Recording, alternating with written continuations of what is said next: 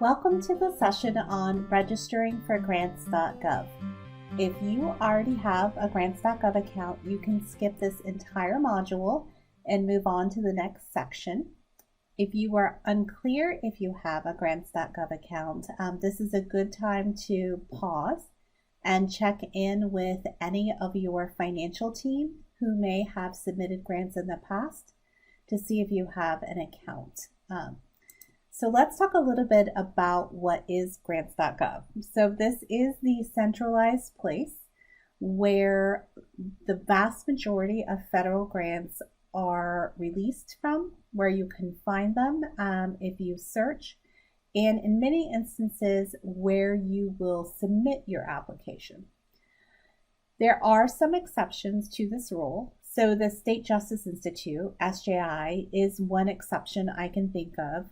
That particular funding entity does not release their grants on grants.gov.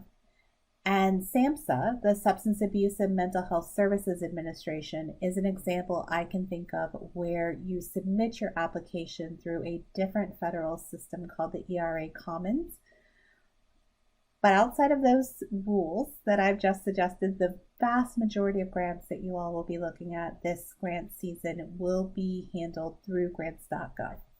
So let's talk a little bit about how you would get registered for grants.gov. So the system, grants.gov, is absolutely free.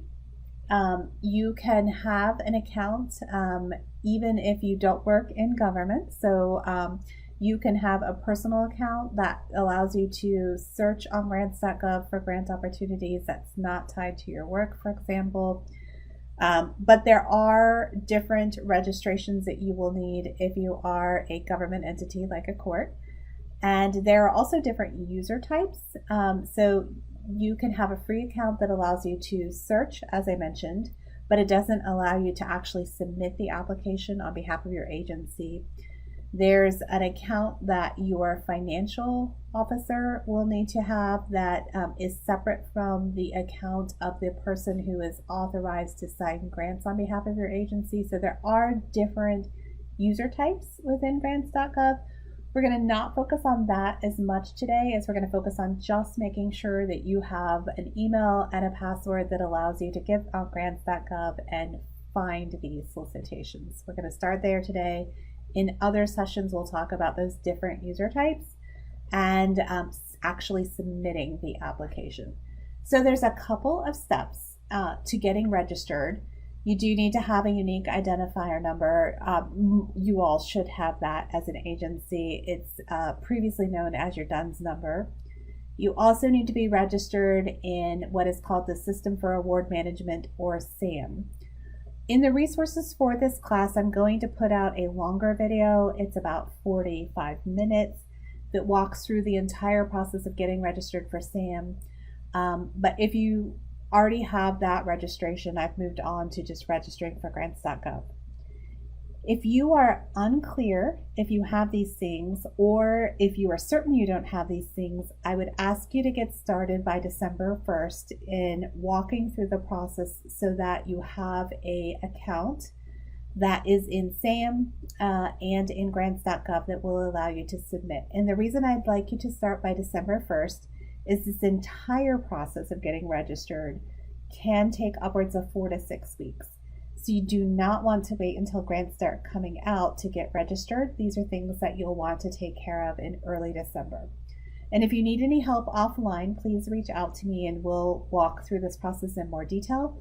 But I've embedded some videos in this particular presentation that I think will at least help you start thinking about these issues and understanding the basics.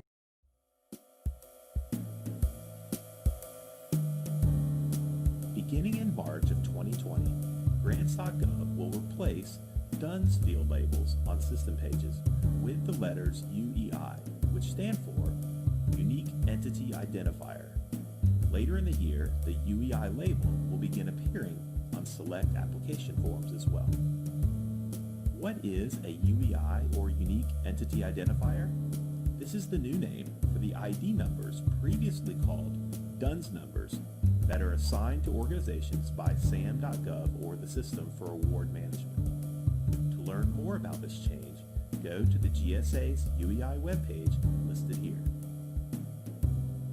Until your organization is issued a UEI by SAM.gov, you should continue using your DUNS number in any fields labeled UEI. Grants.gov is prepared to handle both numbers during the federal government-wide transition period from DUNS to UEI. For the very latest on the UEI rollout, visit this URL. Okay, so you'll need a UEI number, and you will also need to get registered in SAM. And once you have those things, you can register in grants.gov. So let's look at the process for doing that.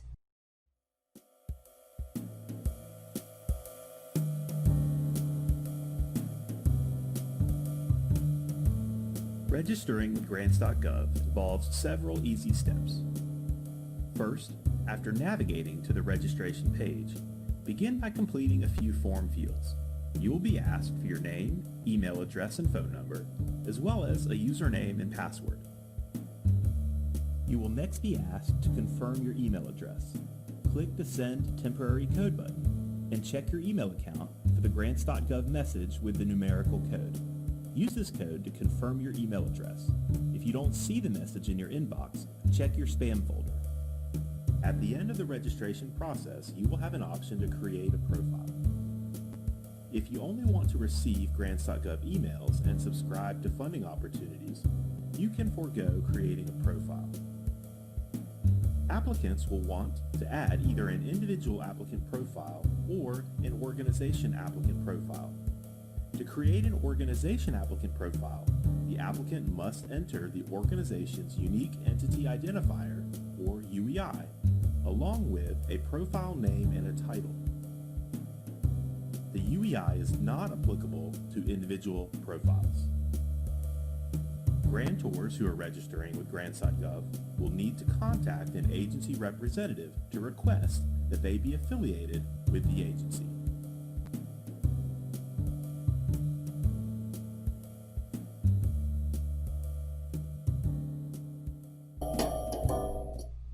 So now's a good time to mention that grants.gov, as you can see on the screen, has any number of videos that are tutorials on how to use their system.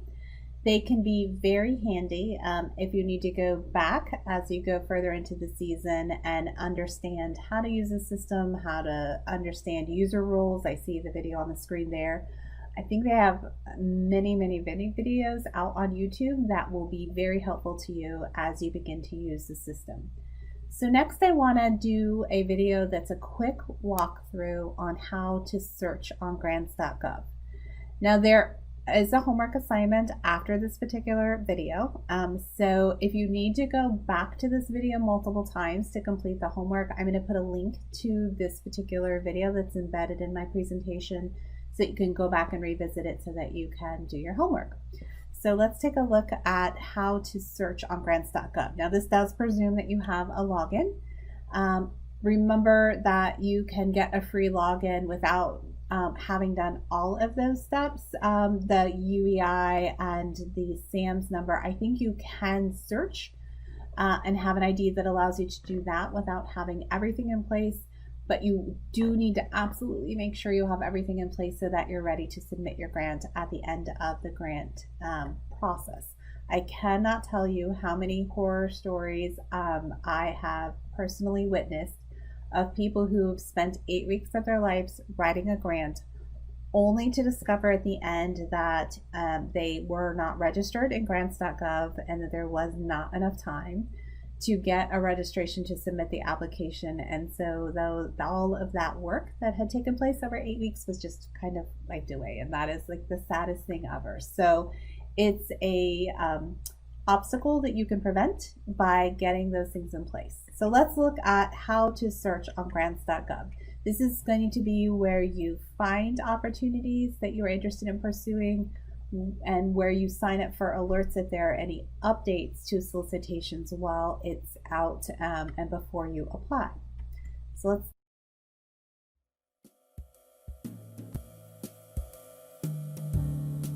One of the core functions of grants.gov is its use as a tool to search for funding opportunities. There are two ways to conduct a search for funding opportunities on grants.gov. On the top right corner of the website, you can conduct a quick keyword search by entering a word or phrase and clicking the Go button. The results will appear on the main search page, where you can narrow and tailor the search.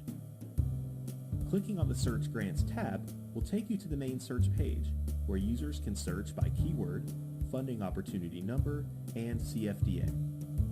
Results can also be filtered by status, such as posted opportunities or forecasted opportunities, by funding instrument type, such as a grant or cooperative agreement, by eligibility, such as county governments or small businesses, by category, such as energy or education, and by agency, such as NASA or the Department of the Interior. Clicking on the funding opportunity number will take you to the grant opportunity page. Here are a few additional notes about using grants.gov search. Search results data can be exported as a CSV file by clicking the Export Detailed Data link on the top right corner of the search results grid. Searches can also be saved and managed, provided that you are a registered user and are logged in. When browsing search results, click the Save Search button. You will then be able to give the saved search a name. You can manage your saved searches by clicking on the Manage Searches link and selecting either to edit or to delete the saved search. Moving forward, when a new opportunity meeting your search criteria is posted, you will receive an email notification. Questions about this video or another grants.gov topic? We encourage you to make full use of grants.gov's online training resources.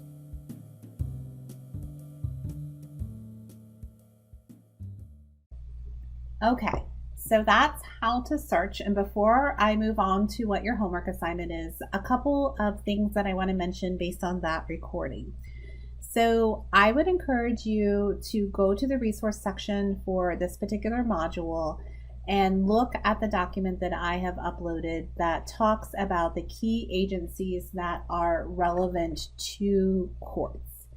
It's not necessary and will give you complete overload to sign up for every federal agency with a million keywords. You will quickly get inundated with all sorts of things that really don't apply to the court, and you will quickly stop paying attention. So I've tried to narrow it down by agency in the handout, and then in the next several modules, I'm going to do a walkthrough of the main solicitations that, at least up until this point, have been released that I think may be of relevance to your court. There may be some things that come out in FY 2021 that are brand new that none of us have seen before that will get put on the table for consideration. But I think this will kind of hopefully help narrow down where you should be looking so that you don't sign up for, again, thousands of grant notifications through grants.gov and then stop paying attention.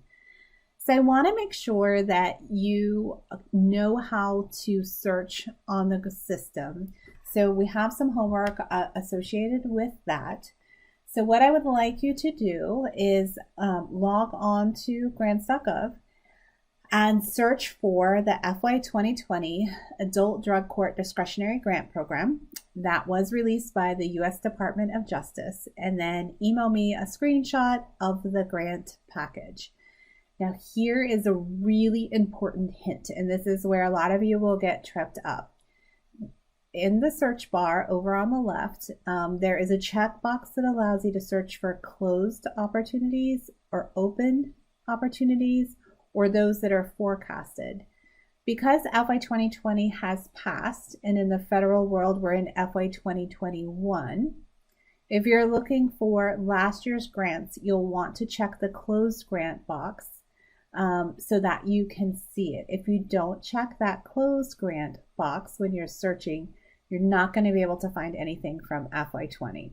And please don't cheat and just Google this. Yes, I know that you can just Google this, but learning how to use grants.gov is an important skill.